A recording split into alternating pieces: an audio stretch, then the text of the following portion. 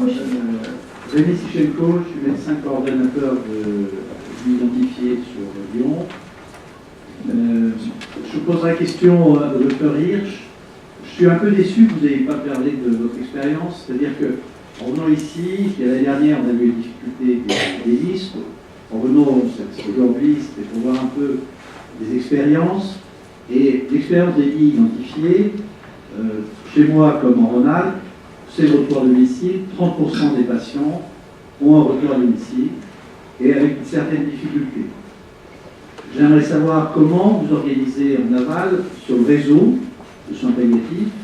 Il y a les médecins traitants, les SIAD, etc. C'est pour nous difficile. Avoir l'expérience comme vous, c'est intéressant. Hier, on a ouvert un groupe de travail à l'ARS Rhône-Alpes sur cette filière de soins palliatifs et en particulier au soin domicile.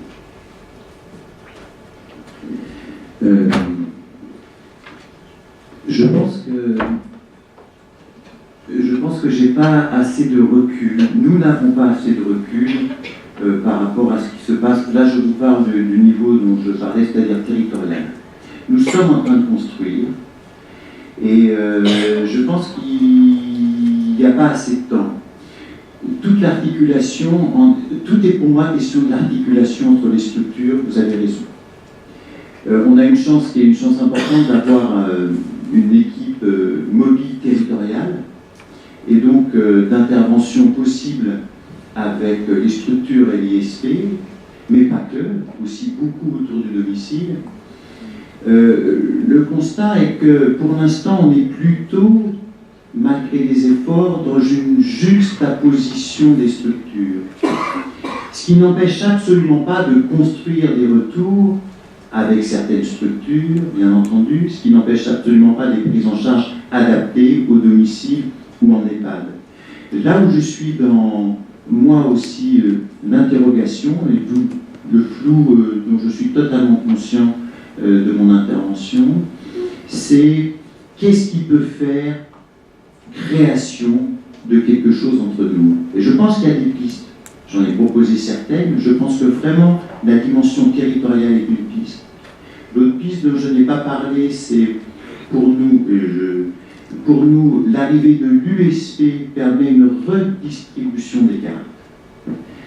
Et ça, en ce sens, l'expérience que nous disait Mireille est très intéressante. Mais il y a actuellement, je trouve, c'était pour ça un peu le ton un petit peu provocateur de mon intervention, il y a une invitation à l'ouverture.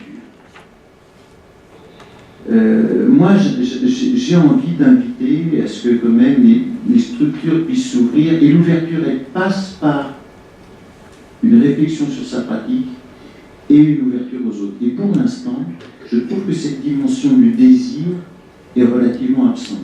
Alors, comment stimuler, comment faire venir le désir chez les autres, c'est une vraie question. Ce qui n'empêche pas toutes les constructions. Hein. Donc, je réponds à part parce que il y a des bonnes choses qui se font, enfin on en fait tous les jours, mais je suis vraiment sur une interrogation sur quels sont les leviers. Et les leviers, à mon avis, c'est de trouver d'autres manières de parler que autour des patients, dans un niveau territorial.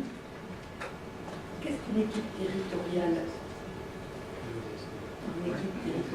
Dans notre organisation, c'est une équipe mobile de soins palliatifs, elle répond aux critères des équipes mobiles de soins palliatifs, de dimension, qui se déplacent au niveau du territoire de santé, en appui au domicile, dans les EHPAD ou dans les établissements médico-sociaux. Évidemment, c'est comme les équipes mobiles, quoi. C'est-à-dire on est totalement sous-dimensionné par rapport à l'emploi de la tâche, mais ça on n'échappe pas aux éléments du critère.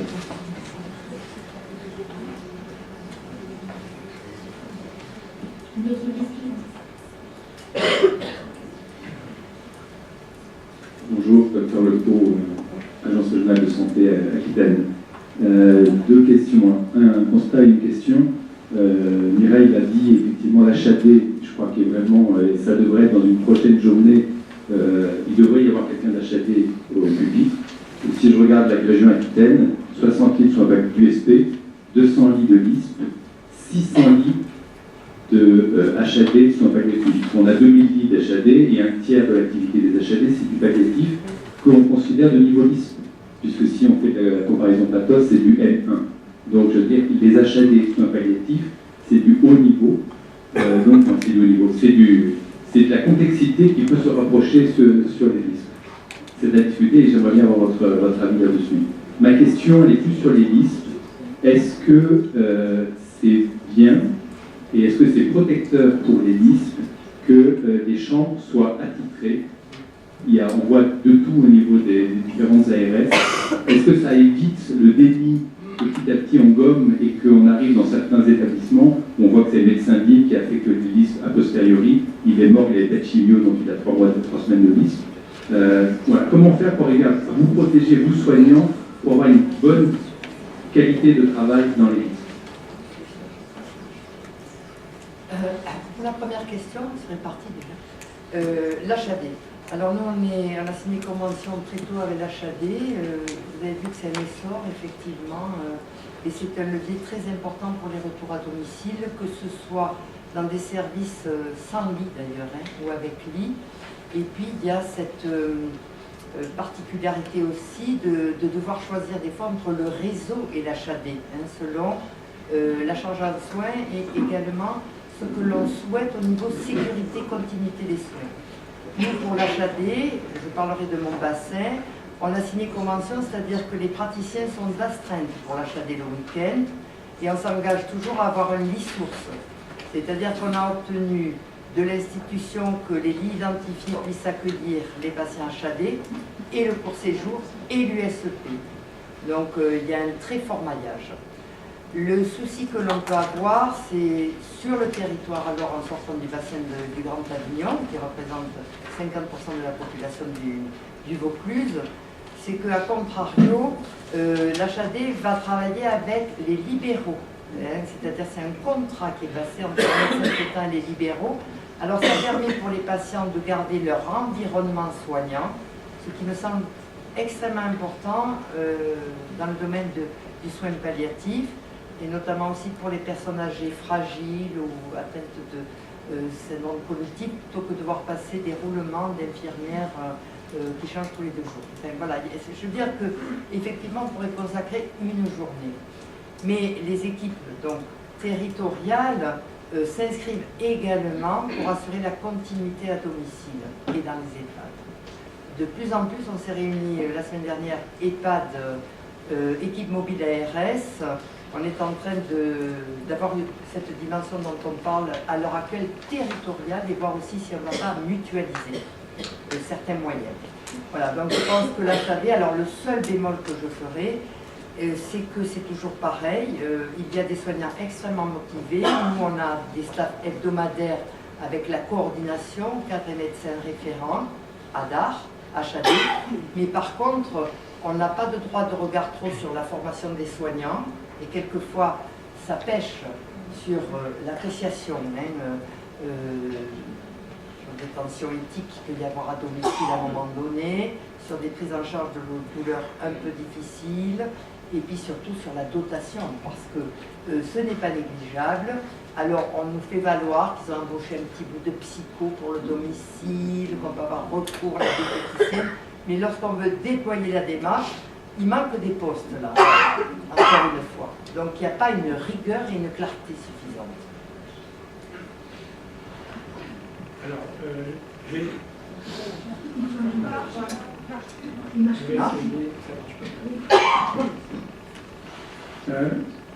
juste quelques éléments de réponse supplémentaires. Effectivement, cette problématique de la répartition territoriale et de l'extension des identités de soins palliatifs à d'autres structures comme les HAD rejoint aussi la problématique de l'extension aux soins de suite, aux unités de long séjour, aux EHPAD, etc. qu'on avait commencé à aborder l'année dernière. Je pense qu'effectivement c'est un axe de réflexion important sur lequel il faut qu'on travaille et probablement qu'on y consacrera toute une partie d'une prochaine journée de réflexion. Maintenant, je voudrais essayer d'apporter quelques éléments aussi sur la deuxième question que vous avez posée, qui concernait plus particulièrement le fonctionnement des lits identifiés de soins palliatifs à l'intérieur d'un service. Est-ce qu'il faut identifier réellement les lits identifiés, qui en général, contrairement à ce que leur nom indique, sont des lits flottants dans un service, voire même dans un pôle, voire même dans une structure hospitalière, comme on l'a vu. Là, quand on a élaboré les recommandations de l'ASFAP au niveau du groupe de travail, on a choisi de ne pas être extrêmement incisif sur ce plan-là, au vu de l'extrême hétérogénéité des expériences dans toutes les régions. Il est clair qu'il faut effectivement qu'on se pose la question et qu'on avance. Là où les lits identifiés sont réellement identifiés, c'est-à-dire séparés du reste du fonctionnement d'un service ou d'un pôle, il est clair qu'on accentue toutes les difficultés qu'on a, en particulier, commencé à évoquer ce matin, dans le fonctionnement propre des soignants. Avec cette dichotomie entre le fonctionnement curatif, si je puis dire, et le fonctionnement palliatif, et on accentue les difficultés dans la mise en place de projets de soins, etc. Il est clair que l'idéal serait sans doute que les identifiés ne soient pas identifiés, c'est-à-dire participent justement à la diffusion par osmose de la démarche palliative à l'intérieur d'un service. Et c'est un débat qui reste ouvert parce qu'effectivement, il semble que la majorité des expériences qui se mettent au jour aillent plutôt dans le sens contraire. Et juste un complément, moi je fais le même constat que toi, Christian, c'est pour ça que je me suis permis de projeter cette chambre, parce que dans cette structure-là, cet hôpital-là, ça fait vraiment sens, alors que ça peut complètement faire non-sens ailleurs. Donc je pense qu'il faut tenir compte de cette vraie potentialité. Et deuxième point, le problème, c'est que, et ça on a des livres, on en parle, on tourne autour de tout, c'est quelle est la qualité de ce qui se fait. C'est le problème de la qualité de la prise en charge ou la qualité des soins. Et ça, je pense que c'est très difficile de demander aux acteurs de soins palliatifs de porter quelque chose de ça, où on peut être en appui, bien entendu, tous, François Epigmoli, à partir du moment où on est dans des listes. Et là, il y a une responsabilité qui est une responsabilité ARS. Alors peut-être que les ARS maintenant, et ça va être tout l'enjeu de l'après-midi, commencent à évoluer eux aussi, et qu'après le temps des attributions, je vais être trash avant le repas, qui ont pu se faire de manière différente, mais parfois sur des considérations qui en tout cas nous échappaient à nous les acteurs, il serait peut-être aussi maintenant temps dans cette réflexion autour du dispositif, de voir qu'est-ce qui peut être pensé autour de la qualité de la prise en charge, en sachant que il ne s'agit pas d'être père fouettard, en tout cas, de toute manière, on est toujours pour soutenir cette dimension de la qualité de la prise en charge. Par contre, il faut que moi j'invite à l'ouverture. Je suis comme vous, je trouve qu'en ce moment, notre société sécrète de la fermeture de la pensée, et nous n'y échappons pas. Donc il y a un mouvement, je crois quand même, un petit peu de rébellion, tout le temps peut-être un peu nu de ma présentation, pour en fait se décaler. J'ai un appel à se décaler. Je voudrais ajouter que les expériences, puisque... Ah pardon, c'est l'intérêt de cette journée. C'est vrai que nous, on avait été extrêmement tenaces avant de cette autorisation avec le directeur de l'hôpital pour obtenir d'emblée l'embauche de 4 infirmières dédiées pour les CIRI. C'est-à-dire que dès le départ, projet de service, on était engagé, nous, l'équipe mobile, à débriefer le lundi, avec pas de restreinte le week-end pour le reste, l'HAD et l'USP, mais de débriefer au moins le lundi, et le vendredi de passer systématiquement du binôme médecin pour anticiper sur l'aggravation. On a mis en place de façon bimensuelle une RCP, soins palliatifs oncologie en particulier, grâce au référentiel HAS, c'est-à-dire vraiment posé avec un projet écrit. Et c'est vrai que les infirmières de soins palliatifs, on parlait tout à l'heure de la reconnaissance, la joie, la colère, avec tout ça, elles sont formidablement dans leur posture, puisqu'elles nous interpellent et on va les voir pour se poser et rediscuter à un moment donné de la prise en charge. Donc je ne pense pas qu'on puisse avoir des lits identifiés, on l'évoquait, sans, avec cette valorisation du temps de psycho, du temps de kiné, et j'ai horreur de voir se développer ce qu'on appellerait des soins de support qui n'en sont pas, c'est-à-dire la mise en place de cours de yoga, d'ateliers culinaires. Certes, c'est intéressant, mais ça ne peut être que complémentaire. Il y a aussi un glissement, si on ne fait pas attention, au regard de la CNAM, les soins de support et soins palliatifs, c'est quand même déployer des moyens. Et là, on a fait une PP sur 3 ans pour tracer. Est-ce qu'il y a le kiné? Est-ce qu'elle doit la tracer? Est-ce que la vie est venue? Est-ce que le projet est écrit? Est-ce que la feuille de traçabilité? Est-ce que... Voilà.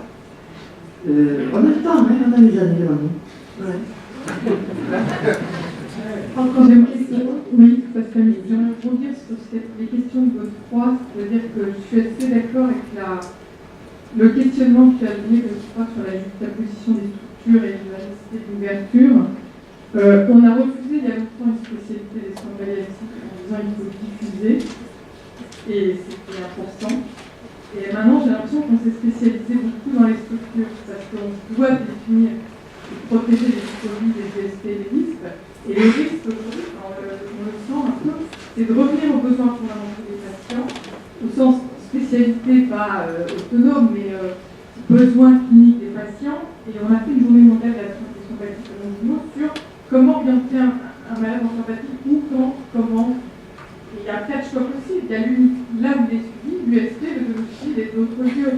Et c'est à chaque fois du cas par cas. Et c'est vrai que les isolés peuvent se renforcer, l'USP des vies supplémentaires.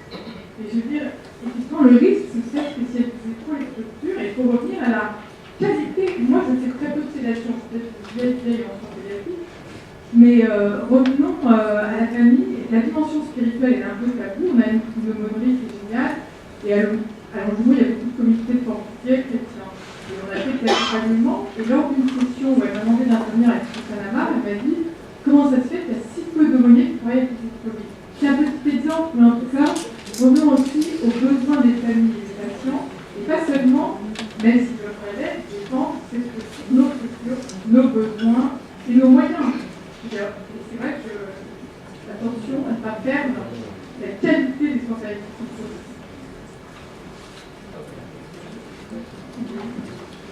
Y a-t-il encore une question?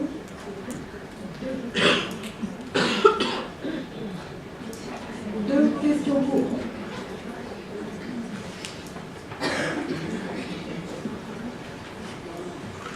Bonjour, Hervé Boucher, je suis masseur-kinésithérapeute de l'unité dont la photo a été prise. Donc je voulais juste faire une petite précision pour pas qu'il y ait de mauvaise interprétation. En fait, la chambre, à la base, c'est une chambre double et qui a été aménagée. L'équipe a choisi de bloquer, donc il y avait 2 chambres doubles dans le service, l'équipe a choisi de bloquer ces 2 chambres doubles pour permettre d'accueillir les familles, et il y a une chambre qui a été vraiment adaptée au mieux. Mais sachez, il faut savoir qu'il n'y a pas que ces 2 chambres où du soin palliatif est fait. D'accord? Dans tout le service, d'autres patients sont en charge, mais il y a 2 chambres qui ont été vraiment aménagées en quelque sorte pour accueillir les patients et les familles. Voilà. Juste une petite question. Dans l'hôpital où je suis, on a donc des lits identifiés soins palliatifs dans un service.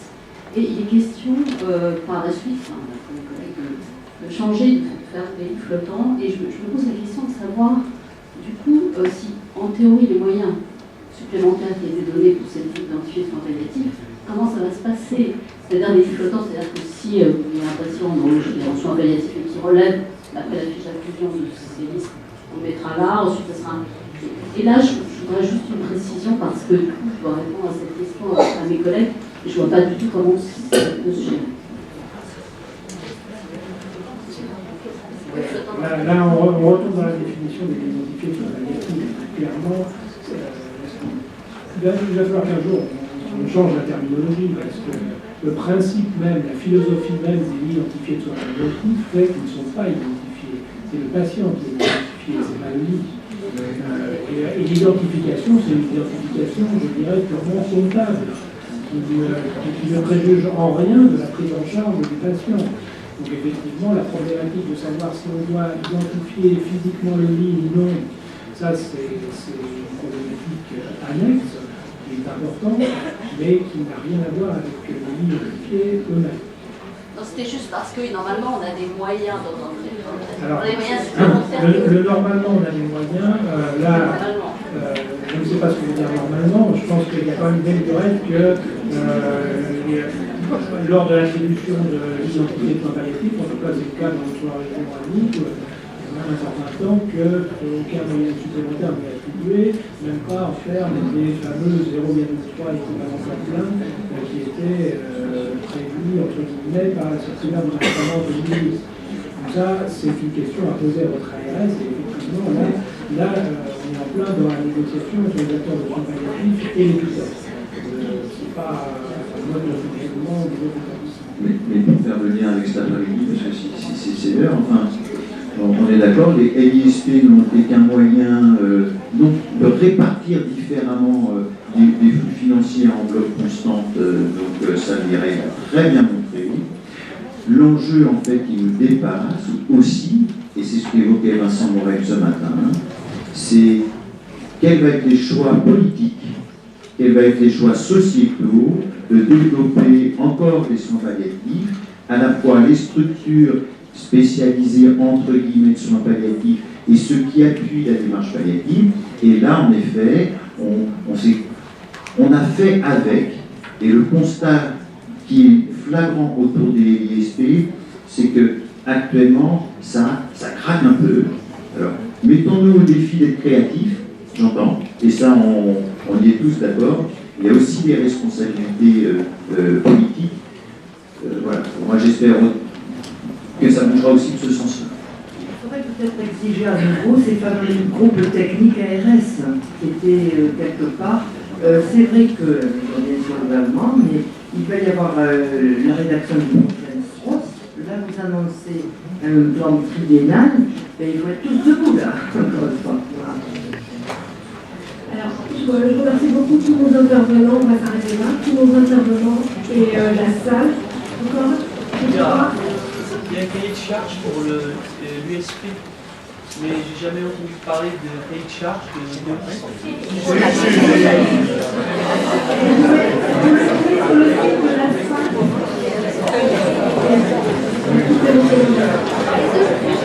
Avant, un petit mot de conclusion sur la richesse de ces débats.